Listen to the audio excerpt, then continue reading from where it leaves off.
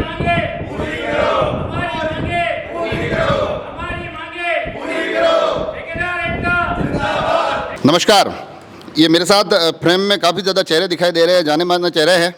और इनकी पहचान मैं आपको बता दूं, ये शहर भर में जो अलग अलग इमारतें खड़ी होती है, जिसमें कि अधिकांश सरकारी इमारतें जो खड़ी होती है, वो सड़कें, वो इमारतें, ये सारे उसके पीछे के जो शिल्पी हैं वो ये सब ठेकेदार बंधु है। मगर इनको लग रहा है कि व्यवस्था, उसमें भी मरम्मत की ज़रूरत है थोड़ी। तो व्यवस्था की मरम्मत को लेकर थोड़े नाराज़ है इन दिनों ठेकेदार एसोसिएशन पूरी की पूरी। उनसे थोड़ी सी बात करेंगे, आखिर नाराज़गी क्यों है, मांग क्या है, आगे की रणनीति क्या है। आप तो कांग्रेस से जुड़े हुए भी हैं, कांग्रेस ठेकेदार भी नाराज़ है, क्या बात है? कांग्रेस पार्टी एक अलग चीज़ है साहब। अब मैं एक बिजनेस है मेरा शुरू से, और मैं कॉन्ट्रैक्टर हूँ। तो हमारी सब भाइयों की मांग है कि राजस्थान लेवल पे हम अभी जयपुर में 2 बार पहले भी धरना दिया था, अभी भी गहलोत साहब से मिल के आए। तो गहलोत साहब ने हमारे को 15 दिन का टाइम दिया था कि आप मुख्य मांगे क्या, नाराज़गी मुख्य मांगे हमारी के, एक तो समय पे पेमेंट, डीएमएफटी में जो टेंडर लग रहे हैं उसका भुगतान हमारा साल पर 2 साल 1.5 साल तक भी भुगतान नहीं हो रहा है। उसमें जांच एजेंसी लगाई है, वो लगाए, हमारे कोई तकलीफ नहीं है, पर वो एजेंसी 2-2 4-4 महीने तक मतलब उसको देख नहीं पाती और पेमेंट भुगतान साल भर तक अटा रहता है। इसी हिसाब पूरे राजस्थान में कम से कम 10,000 करोड़ के वर्क जो अभी लंबित पड़े हुए हैं, और पूरे राजस्थान में कम से कम 1 करोड़ 12 लाख ठेकेदार पूरे राजस्थान में हैं। सभी इसका बहिष्कार करें हम। एक तो जीएसटी का भुगतान जो है, क्योंकि लास्ट हम बिल्डिंग बनाते हैं, कोई सड़क बनाते हैं, कोई भी नाली बनाते हैं तो वो सरकार को सौंपते हैं। तो हमारा कहना ये है कि वो जीएसटी का भुगतान वो स्वयं भुगते सरकार, हमारे ऊपर क्यों डाला जाता है। इसलिए हम इसका बहिष्कार कर रहे हैं। हम चाहते हैं सभी ठेकेदार मिलकर कि भाई इस आगे वाली हमारी रणनीति है कि सब ठेकेदारों को निवेदन करेंगे कि आप टेंडर में भाग नहीं लें, ताकि सरकार अपनी बात को सुनेगी और हमारे हित में कोई निर्णय लेगी। अमूमन ये देखा जाता है, मैं खुद भी बड़ी करीबी से देखता हूँ कि ठेकेदार एसोसिएशन जितनी बार इकट्ठी होती है, बड़ी बड़ी बातें करते हैं, बड़े बड़े ऐसी नियमावलियाँ बना लेते हैं कि भैया टेंडर आएगा, इस बार दूर रहना है। मगर जिस दिन वो टेंडर का दिन आता है उस दिन वो एकता थोड़ी चरमरा जाती है, टूट जाती है। क्या आपको लगता है ये भी एक मूल कारण है, ये मांगे नहीं मानी जा रही है, ध्यान नहीं दिया जा रहा है? अब की बार हमारे संगठन ने पूरा विचार करके स्ट्राइक की है। अब कोई भी टेंडर, एक भी टेंडर पिछले 2.5 महीने से पीडब्ल्यूडी को नहीं हुआ है और न डाला गया। आज हम सभी भाइयों ने नगर परिषद, पीएचडी और रमसा वाले सभी कॉन्ट्रैक्टर्स को बुलाए हैं और सभी से हमने मीटिंग की है। अब किसी भी डिपार्टमेंट का कोई भी टेंडर अब तक नहीं पड़ेगा जब तक हमारी मांगे मान ली नहीं जाती। पर अब इतना पैसा आपके इतना लंबे समय तक बकाया रहता है तो परेशानियाँ तो बहुत ज़्यादा होती होगी आपको? परेशानी तो होती है, मगर इसके लिए कोई सोचता नहीं है। इसलिए इनको सोचने के लिए, मजबूर करने के लिए हमने ये स्ट्राइक की है, ताकि हमारे को समय पर भुगतान हो जाए। डीएमएफटी का पैसा धीरे धीरे किस्तों में रिलीज किया जाता है। हम ये चाहते हैं कि किस्त से नहीं होके पूरा पैसा एक ही मुश्त हमारे डिपार्टमेंट में जमा हो। ये जो कॉन्ट्रैक्टर के अलग अलग विषय निकल कर आ रहे हैं, आपको लगता है कि ये इसके कारण कॉन्ट्रैक्टर को बड़ी गंभीर समस्याओं से गुजरना पड़ता है? अभी ऐसे हाल में ऐसे कुछ वाक़ये भी हुए हैं जिनके कारण लग रहा है कि वास्तव में ठेकेदारों को समय पर भुगतान नहीं होना उनके परिवार के लिए, उनकी लिए बड़ी समस्या का कारण हो जाता है। ये तो सरकार का माइनस पॉइंट है। अगर काम नहीं होगा तो सरकार भी माइनस में जाएगी, ये फैक्ट है। दूसरा, ये एक टाइम से अगर काम नहीं होगा तो कॉन्ट्रैक्टर कहाँ से पैसा लाएगा, मार्केट में कैसे क्लियर करेगा वो अपने आप को। और कई कॉन्ट्रैक्टर तो आत्महत्या कर रहे हैं, कई लोगों ने काम छोड़ दिए हैं, कई लोग अपने घर ताला लगा के रवाना हो गए हैं।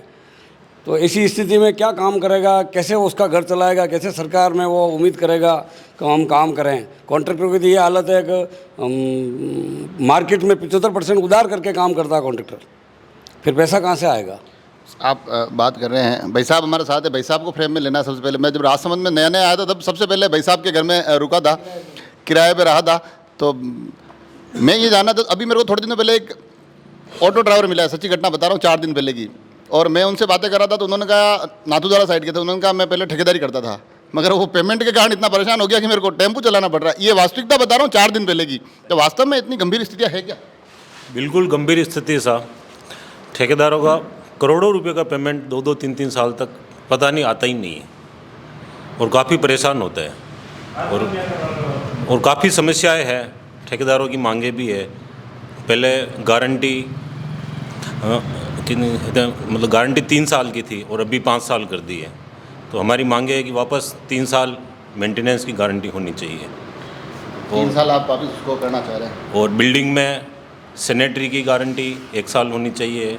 रोड में पीएमसी की गारंटी 1 साल होनी चाहिए। वहाँ हेवी ट्रैफिक होता है तो भी 1-1 इंच की पीएमसी लेते हैं तो रोड तो टूटेगी। उस पर सरकार को विचार करना चाहिए। अच्छा, इसके मतलब पेमेंट के अलावा कुछ और तकनीकी समस्याएं भी हैं। कन्हैयालाल जी टांक बैठे हमारे साथ। अभी पाली में भी आपको पता है एक प्रकरण हो गया था जिसमें कि एक हनुमान सिंह शायद नाम था उन ठेकेदार साहब का, उन्होंने आत्महत्या कर ली थी। तो लगता है कि इतनी विकट परिस्थितियाँ हो जाती है। ठेकेदार तो अपनी मर्जी से टेंडर भर रहे हैं, उनको पता है कि पेमेंट लेट आएगा, फिर क्या चिंता है? ठेकेदारों को अपना घर रोजी रोटी के लिए काम आगे से आगे कंटिन्यू रखने पड़ते हैं। इस चक्कर में वो किसी न किसी तरह से ब्याज पे पैसा लाके कैसे न कैसे करके अपना टेंडर भर के काम को निपटाने में रहते हैं और फिर टाइम पे उनका भुगतान नहीं होता है।